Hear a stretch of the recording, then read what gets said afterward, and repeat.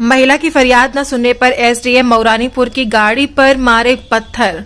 दरअसल ये मामला मौरानीपुर तहसील का है, जहां पर कल एक महिला अपनी फरियाद लेकर उप जिलाधिकारी मौरानीपुर श्वेता साहू के ऑफिस पहुंची और अपनी फरियाद उप जिलाधिकारी महोदया को सुनानी चाहिए, किंतु फरियाद न सुनने पर महिला आक्रोश में आ गई और एसडीएम मौरानीपुर की गाड़ी में ईंट मारकर हमला कर दिया, जिस वजह से तहसील में अफरा तफरी मच गई। सूचना पाकर मौरानीपुर क्षेत्राधिकारी मौके पर पहुंचे और उस महिला को गिरफ्तार कर न्यायालय की धारा 151 में चालान कर दिया गया है।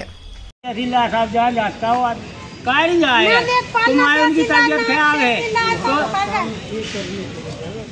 श्रीमान जी, जब हम कहे कि इसमें हमारा प्रार्थना पत्र लेके आदेश कहे तो क्यों नहीं कर रहे? गाड़ी चढ़ाया हुआ है और गाड़ी चढ़ाया जब हम हाथ जोड़ के हमारा खड़े तो कहाँ करने दे तुम्हें गाड़ी चढ़ा दे आई है। हम तुम्हारी बात